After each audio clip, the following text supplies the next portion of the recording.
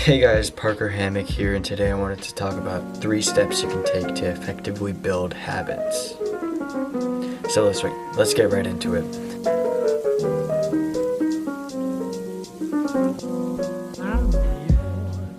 Step number 1 is to change your environment.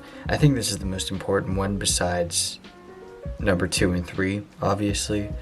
But oh my gosh, this is so important.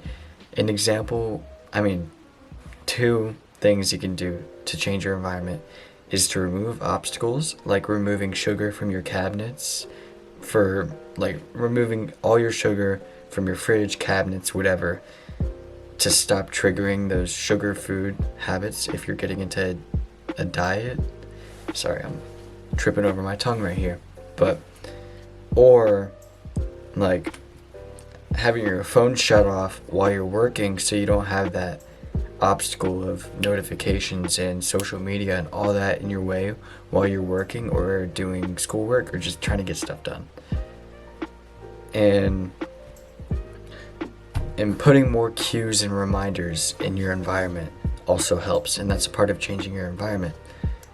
An example of that could be putting your running shoes and workout clothes really close to where you wake up, so then when you wake up you have that reminder to go on a run or go to the gym right when you wake up. Or you could be like somebody, I'm not talking about anybody specific, but you could ring a bell before you eat to trigger salivation, because that's a cue. That's something that cues a habit or like a stimulus in yourself.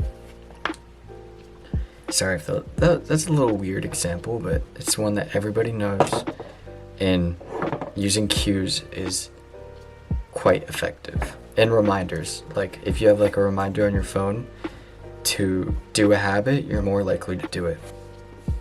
Second step is just to show up to your habit.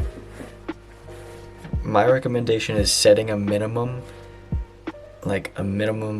expectation for your habit. So 5 minutes a day, or 5 minutes every other day, or 10 minutes to whatever you want to do, or 1 page on an essay, or whatever. You get the point.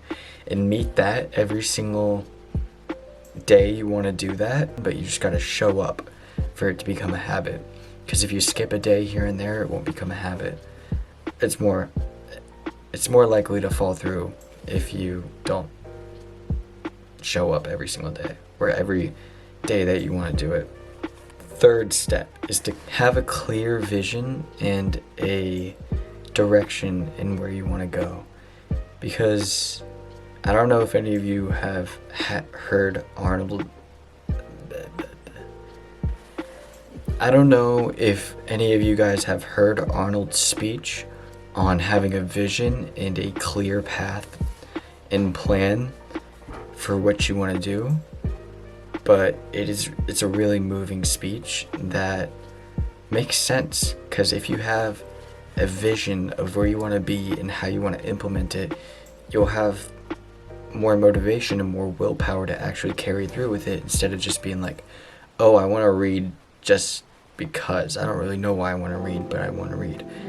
Or you could flip the switch and be like, I want to read to expand my horizons in knowledge and learn more and be able to apply more in the field that I'm working in, or figure out new passions and learn how to implement others' minds into my own life.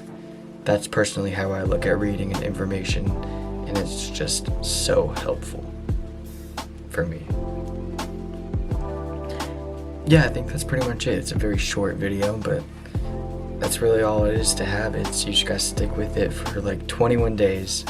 I think it's even more than that, it's been proven, but I'd say stick with it for as long as possible and it'll work.